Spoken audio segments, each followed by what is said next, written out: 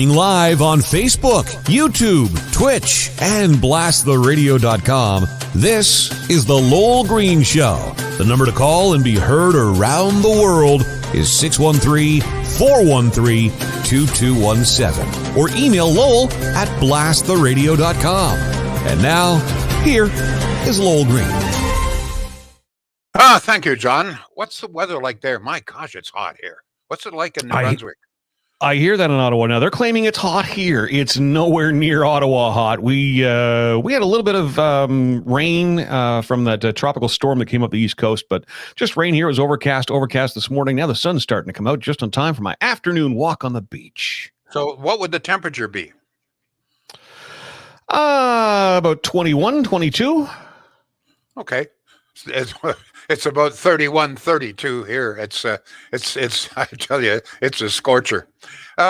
Anything you want to discuss today? Anything at all, folks? Because of the heat. Yeah, because of the heat. Yeah. Maybe if you just want to talk about the heat, you can do that as well. How do you think the election campaign is going? Are you surprised? Any surprises for you here? Are you surprised at how well Aaron O'Toole appears to be doing? Are you surprised at how poorly Trudeau appears to be doing, at least at this stage? Now, I know that over the weeks before, very few people gave O'Toole any kind of a chance at all. In fact, most of you were saying, get rid of the guy, he's not going to win for us, et cetera, et cetera. I think he's been a major surprise. And I was just discussing this with John. I can't claim that I knew that this was part of the strategy, but I think that actually that it was part of the strategy, and it may be working very well. And that is that O'Toole kept pretty quiet, there's no question, prior to the election campaign. You didn't see very much of him, once in a while, but very, very infrequently. But now he's everywhere, and he's the new face. And I think this I think has been a very, very productive strategy. Now, he's got some very good platform ideas, there's no question, and he has acquitted himself very well. Certainly acquitted himself much better than Trudeau. Trudeau looks like a deer caught in the headlights. It's quite astonishing. I mean, the Liberals are always great campaigners.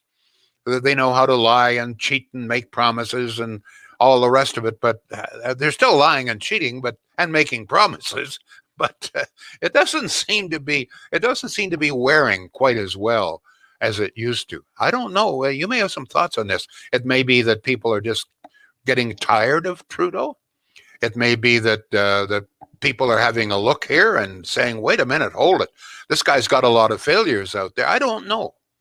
I think election campaigns are as much about emotion as they are about platforms or promises. I think you either like people in this or you don't, or you like somebody more than the other. There's no question in the past two elections, people liked Justin Trudeau better than they liked the conservative leaders. I'm not sure that that's working this time. I think that people are having a look at Aaron O'Toole. This is just my take on it, but I've been around a long time. I've been through many elections and covered them, so forth.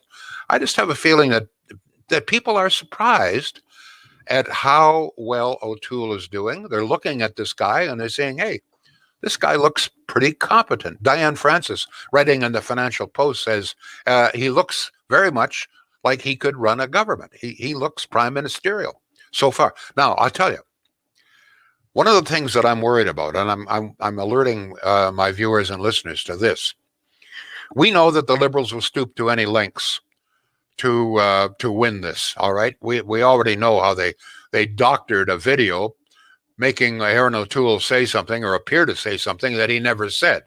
And even today, when they've been caught red-handed, red-faced in all of this, they're still claiming that they did nothing wrong. This is both Freeland and Trudeau. It's quite astonishing. They didn't apologize. They didn't admit it was a mistake. No. They're still sticking by it, claiming there's nothing wrong with the video. But anybody who looks at it knows it's fabricated. Even Twitter, which is liberal, liberal light, even Twitter identified it as manufactured news. In other words, false news, lies. But what I'm worried about here is that we're going to see more of this kind of thing. You can be sure that there are all kinds of well-paid liberal cronies and workers out there. They're going through every little bit of information, every little bit of video that they can find, every statement that Aaron O'Toole may have made since diaper changing.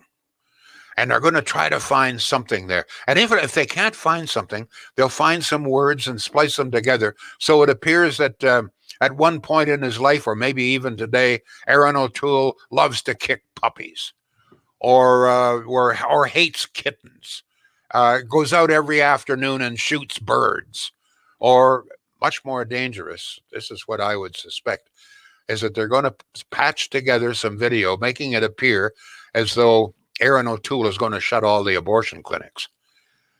It's the scare of abortion, women's rights, and so forth. That has been the scare tactic used by liberals in the past. So I'm afraid that they're once again going to take some videos or create videos to do this. So just be on the lookout, folks.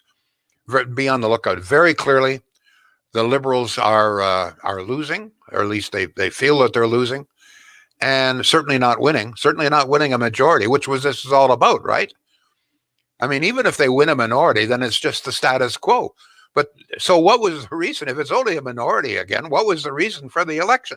The reason for the election was to create a majority. It doesn't look like that's going to happen unless something really untoward happens. Any thoughts on that? Are you surprised? What are some of your worries? What sort of tricks do you think the liberals are going to pull out of the grab bag on this one? John, once again, the number to call and text.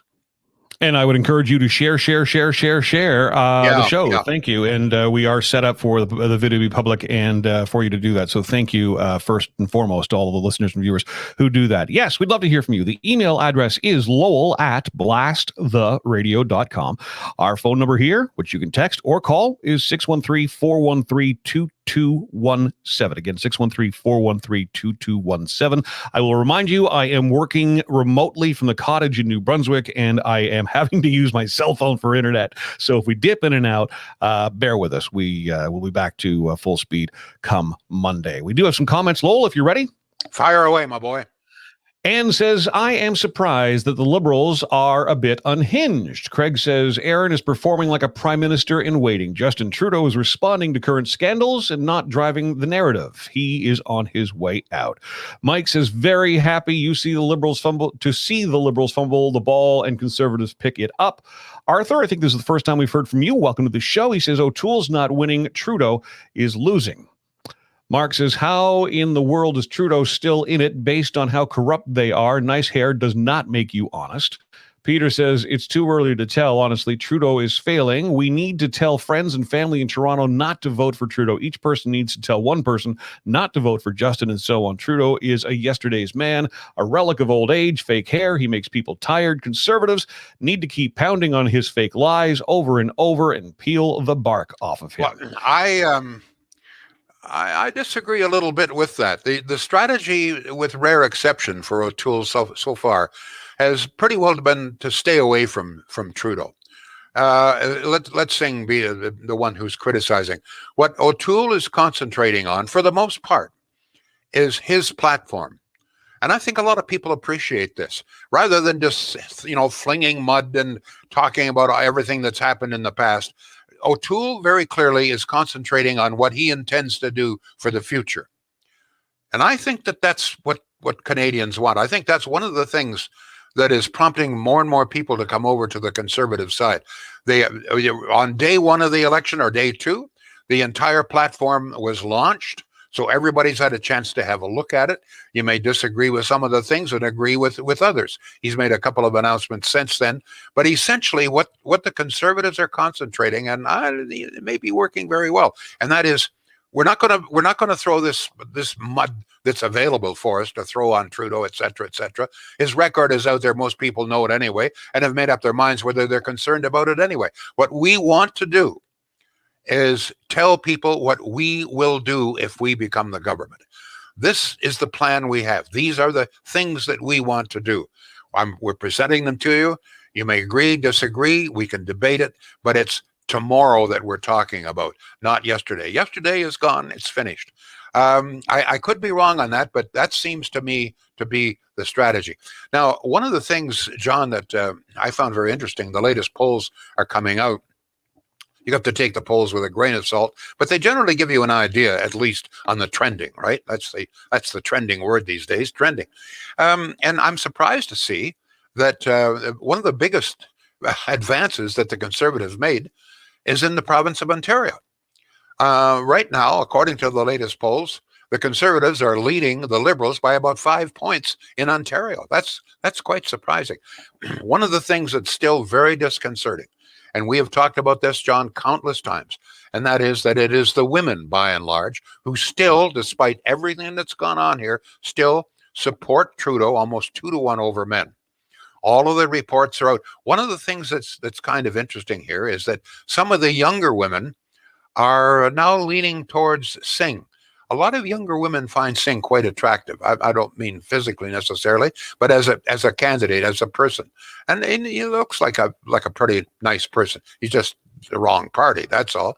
But it would appear that Singh is dragging some of these women, particularly younger women, away from the Liberals, which is good news for the Conservatives. But it's still women, despite all the assurances that O'Toole has given about his support for choice, et cetera, all of the programs that benefit women, childcare, and so forth. Women still almost 2-1 say they will vote for Trudeau over men. It's quite astonishing. Mind you, this has been a problem for Conservatives almost from day one. John, we got any more texts coming in there? Absolutely. Do a comment here. Christian Freeland's excuse: it wasn't my tweet. I can't reach the Twitter keyboard keys. Thank you, Terry. Craig, if in any leadership race, if you aren't driving the narrative, you are losing. And adds, ask Wilson Raybould and Philpott how nasty the Liberals can be. Another comment here: Liberals play in the ditch. They get help from the Democrats in the U.S. to make dirt. O'Toole needs to keep going on the offensive, show his bravery as a former military person up against Trudeau's pretty socks and dyed hair. Peter says, sharing you all over the Ottawa Valley and Pembroke Petawawa News Network. Thank you, Peter, for doing that. Thank you, Peter. I know who this. I know Peter, and I know who he is, and I really appreciate it. Yes, he's with some network that's up the Ottawa Valley, and he spread. Thank you very much. And once again, this is the way to get the word out about this program, right across the country for that matter, is by sharing. It's very simple. I mean, we're not asking you for money unless you want to send some. No, I'm just joking. I'll take it. I'll take it. I'm just joking. But it's really easy if you want to help free speech. Because that's what this is. I've said this time and time again. There are very few programs like this left in the country. Aside from the Ottawa Sun, Brian Lilly, the Conservative voice is pretty well lost. Let me just give you an example. This whole Twitter fiasco, the disgrace of Freeland and Trudeau, doctoring tapes and videos, et cetera, et cetera. Do you know that the Toronto Star, which is the number one read newspaper in Toronto, has not even mentioned this? Really? Just totally ignored. That's what's happening. That's why programs like this are really, really important. No matter, you know what? Even if you're an NDP supporter or a Liberal or a Green Party, surely to God, diversity, which includes diversity of opinion and thought, is vital. We can't run a democracy that's a theocracy. You can't run a democracy without people who are allowed to have opposing views, different views. That's what builds strength. So all I'm saying is, if you want to help this program, if you want to help a little bit of diversity, create a bit more diversity in thought and opinion, just push the share button. Simple. Doesn't cost you anything. Very little effort. I know it's hot, but even today, you push the share button, pretty easy to do. Shields. Now, I've been talking to you a little bit about, once again, here we go with the eco nuts, okay? The eco nuts, the wing nuts that are out there, they're not going to be satisfied until the entire country is bankrupted. That there's no oil, there's no gas, only windmills, which on most days are producing less than 0.5%. But here's another illustration. Appliances, okay? You wouldn't think like, how can they affect appliances? Well, starting next year, they have somehow or other convinced the government that only those appliances that bear the Energy Star level will be allowed to be sold. Those, for the most part, are the most expensive brands. So here is a letter that came from the Association of Home Appliance Manufacturers to my good friend Mark Shield of Shields Appliances in Petawawa. Pakenham. Yes. Pakenham. I'll get it right. I Well, they gotcha. shipped to Petawawa. Here, I'll just, okay, this is the significance of this. Quote, if Canada unilaterally, because don't forget, this only applies to Canada. So the United States, where most of this stuff is already produced, they're going to continue doing what they are. So, quote, here's the letter. If Canada unilaterally moves forward with making Energy Star levels mandatory, the number of models available to Canadians will decrease dramatically. Entry-level models such as top-load washers, certain clothes dryers, and refrigerators with the freezer on top may no longer be available, meaning the low-income Canadians will be disproportionately impacted. It is not likely the manufacturers will redesign products to expand customer service and fill the gap, given that the Canadian market is only about 10% of the U.S. market. The models that will remain available are likely to be higher in cost. We also expect that product inventories will run even lower for the appliances that are already in high demand. So once again, here we go. Carbon tax, all of the, canceled pipelines, et cetera, et cetera. Now it's even affecting appliances. They're going to make appliances more expensive, and the cheaper models, the refrigerators with the freezer on top, et cetera, probably won't be available, won't be allowed to be sold anymore. Just pass that on. And thank you. You can thank Shields Appliances up there in Pakenham for this information. So the word is, look, if you're looking for some appliance, you think you need appliances, not a bad idea to pick them up before the end of this year, because the prices for sure going to go up early next year. And not only the prices, but some of the models that you want won't be available anymore. Thank you very much, all you environmentalists. John, we've got some more text coming in. Streaming live on Facebook, on YouTube, on Twitch, and on 613 TV in blasttheradio.com. Chrissy on Twitch says, what is it really going to take to get Trudeau out? Don't understand why there is such a huge margin for Trudeau. There must be someone that can stand up to him and get the votes. Well, hold it. The latest polls indicate that they're neck and neck, that the Liberals are falling on a daily basis and the Conservatives are coming up. So how do you get rid of them? Well, you vote Conservative. That's all. I mean, you want to spread my message, push, share. If you want to get rid of Trudeau, vote Conservative. There's the answer. Go ahead, John.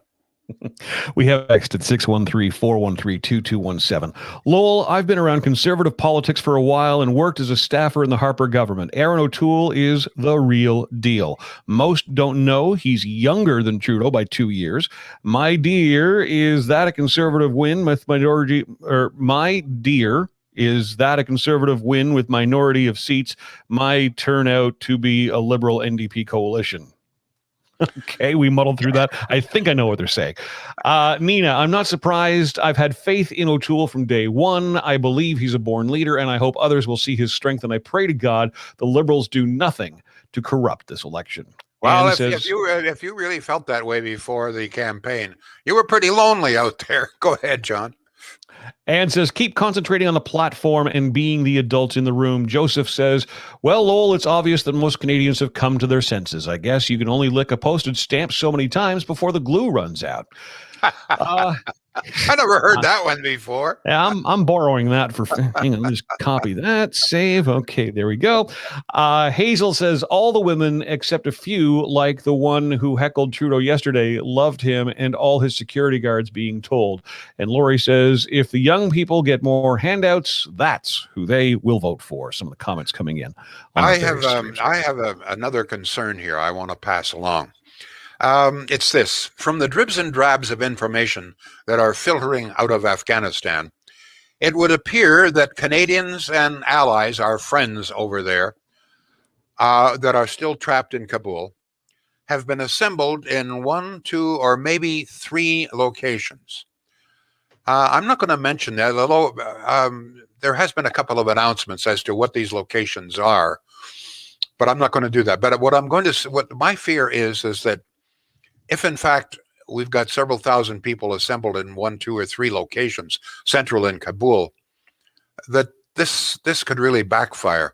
Apparently, they've been told to assemble there, and that the special forces are going to try to get them out, get them through the dangerous streets of Kabul, to the airport, through the huge crowds at the airport, and somehow or other get them aboard an airplane. And it hasn't happened to any great degree. But my concern is, and already we've got a couple of reports that the Taliban may be aware of where the Canadians, and there's still a lot of Canadian citizens stuck there, but the Taliban may be aware or is very suspicious of these locations in downtown Kabul.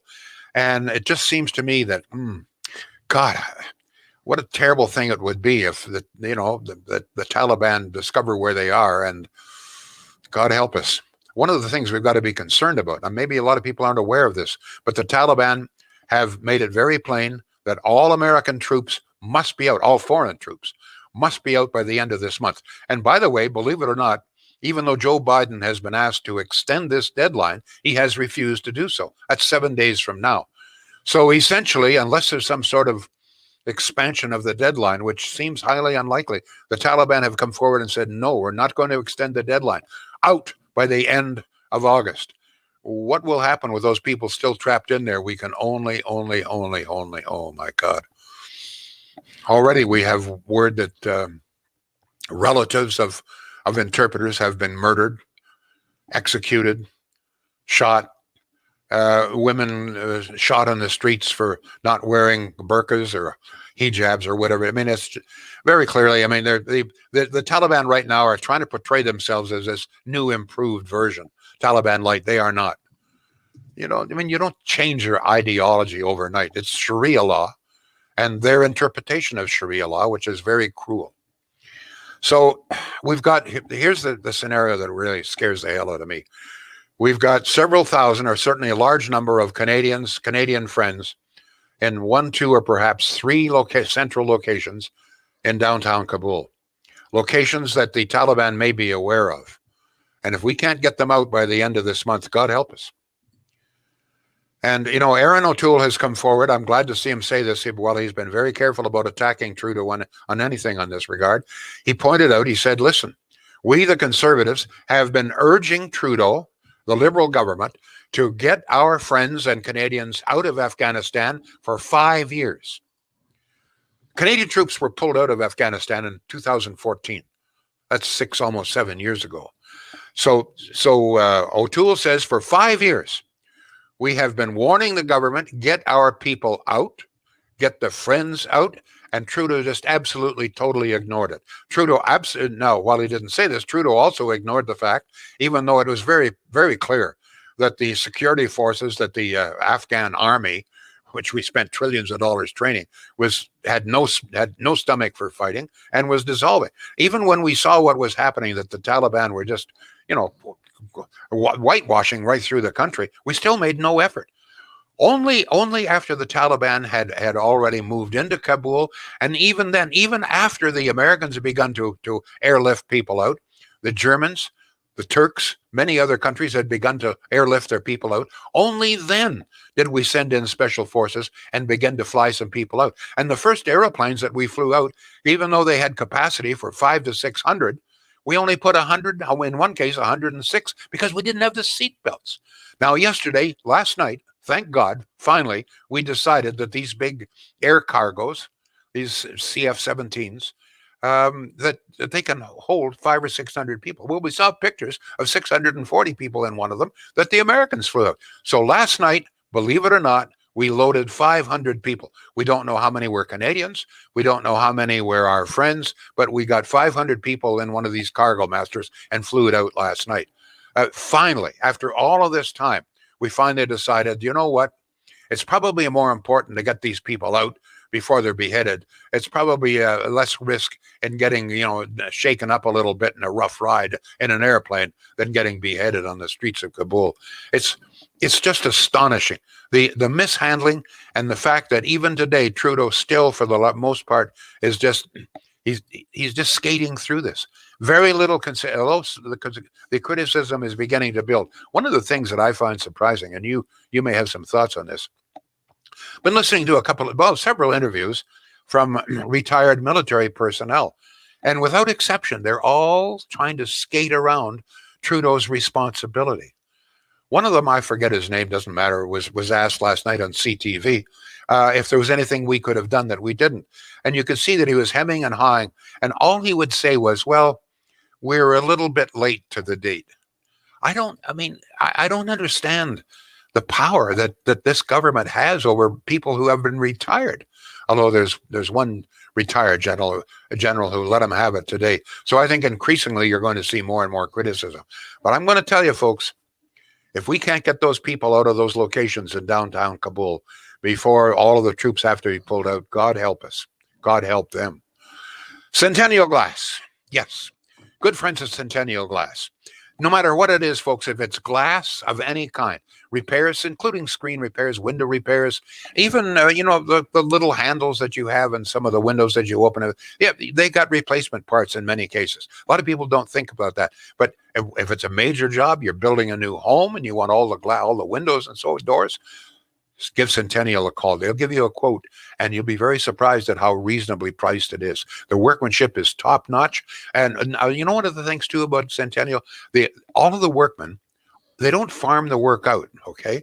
These are all employees of Centennial Glass. They take great pride. They do great work. They clean up properly after. They treat your home with respect. Centennial Glass. If it's glass of any kind, Centennial. All right, John, we've got some more texts coming in here. Yes, we do. And again, we appreciate you sharing like crazy on Facebook and Twitch and wherever you're watching. We appreciate that. It's available after the fact, of course, as a podcast on YouTube. If you go to blasttheradio.com/Lowell Green, all your links are there. David, thank you for sharing. He says, why isn't mainstream media going after Trudeau for his 2-tier healthcare under his watch? I can get an MRI in Quebec tomorrow and a new hip this month. So many more services you can't get in Ontario. Eric says, and by the way, Eric is sharing as well. Thank you. Platform for platform is viewed by each individual. We have to remind the voters how downright dishonest the Liberals are and remind them because they have short memories of their lying, disgraceful tactics. Raybould, We Charity, SNC, vaccine acquisition, the list goes on and on and on. Bruce says, listening and sharing, working as a conservative down here in Essex County, I have concerns about how our votes will be counted, tallied, and totaled. Voting machines connected to the internet cannot be trusted. Peter says Biden says on the 31st, but his people in the Pentagon today say maybe a bit longer. Different messages from the Pentagon, White House, and State Department as far as getting people out. And Robert, I believe you're a first-time commenter. How many people could the 2 Liberal campaign planes hold? He asks. Well, we have cargo master planes available. They're stationed in Qatar. And by the way, there are a couple of people say, well, the reason we weren't loading, 400 or 500 people was because of fuel. It's nonsense. I mean, the flight from Kabul to Berlin, for example, is not a heck of a lot more than the flight from Ottawa to Toronto or Windsor. So I don't know where people get the idea. Listen, the reason that we only loaded, in one case, there's a cargo master plane that the Americans jammed 640 people into. We jammed 106 because we didn't have seat belts for more. It wasn't because of fuel. That's nonsense. It was because we didn't have seatbelts. I guess the point I'm trying to make here is that bureaucracy is so stifling that it is essentially condemned 400 or 500 people to stay there and risk their lives because they wouldn't let them in without seatbelts. Bureaucracy. I mean, it's nuts. Crazy. Anyway, last night, apparently we did jam 500 people into a plane. Thank you. Finally. John, we're right out of time. Thank you. We got through it. I don't think we lost power. Did we lose? Did we lose you or me for any period? I will never tell. You'll have to listen to the podcast and find out. Okay. All right. Don't forget, folks, share. Okay. Very easy to do. Not asking for money or favors or anything of that sort. All right. Just share. It's the only way we can expand this program. The only way we can expand freedom of speech. A little bit of you know what? If the Toronto Star won't even mention this latest scandal, give me a chance to, okay? Please. Thank you all. We'll be back tomorrow. The Lowell Green Show is seen and heard live around the world at 2 p.m. Eastern. Connect with us online at blasttheradio.com/Lowell Green. Can't join us live? Download the Lowell Green podcast. Available on Apple, Spotify, Google, and more. Ask your smart speaker to play the Lowell Green podcast. This is a production of blasttheradio.com.